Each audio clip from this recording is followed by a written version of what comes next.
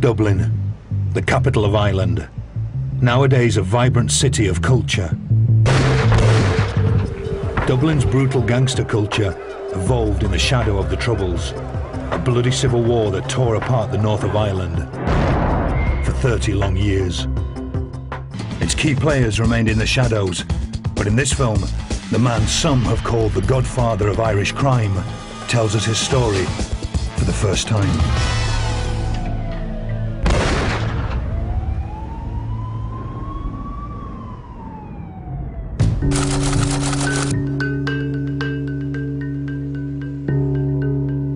Dublin today is an attractive, modern European city. But after the Second World War, the newly independent nation of Ireland was struggling. Thousands of families lived in appalling conditions.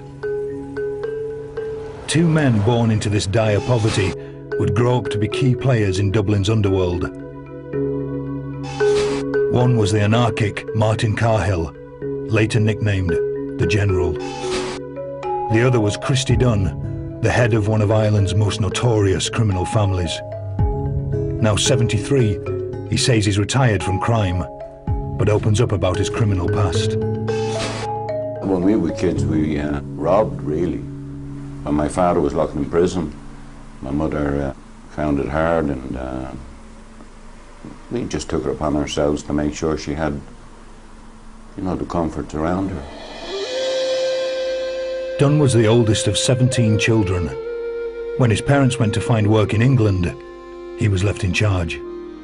I'd have to cook for them, prepare them for school, advise them to do the right things and all that kind of stuff, especially don't get caught. But Dunn himself was caught for burglary at the age of 12 and sent to a reform school run by Catholic monks. The harsh regimes at these schools were intended to turn young thieves away from crime, but for some, it had the opposite effect. Made things worse for me, and the brutality and the deprivation was just unbearable. I remember I was in Mountjoy when I was only 14 years of age.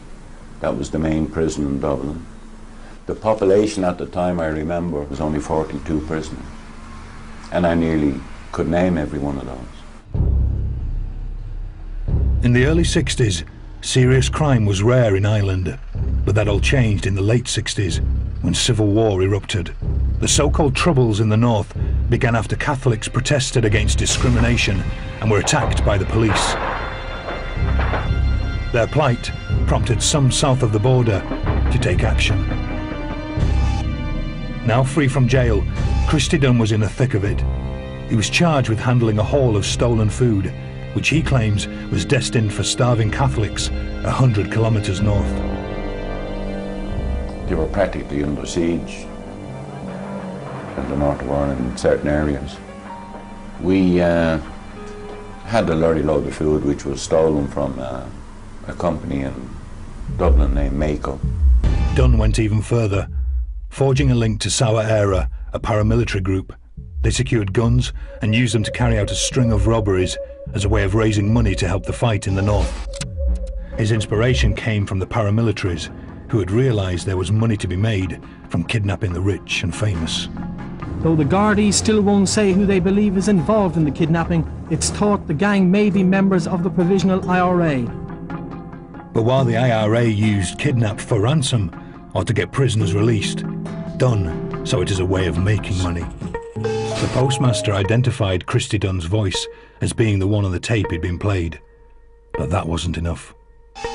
So Cryan tracked down one of Dunn's accomplices and persuaded him to testify in court. But Dunn wasn't giving up without a fight, making one last effort to scupper the trial. While I was charged and pending the courts and all that kind of stuff, the police then came again and they charged me with attempting to persuade a witness not to give evidence or afford at an impending prosecution. I was convicted on that also. Dunn was jailed for a total of 10 years. He fought for an appeal, but it was rejected. After fighting police through the courts for a decade, he was finally behind bars. As far as I'm concerned, I was just simply processed into prison. It didn't matter whether I was innocent or whether I was guilty. As far as the judiciary were concerned, the police were concerned, I was going to jail, and that's where I went. Well, I wouldn't subscribe to being a godfather. Good father, maybe, not a godfather.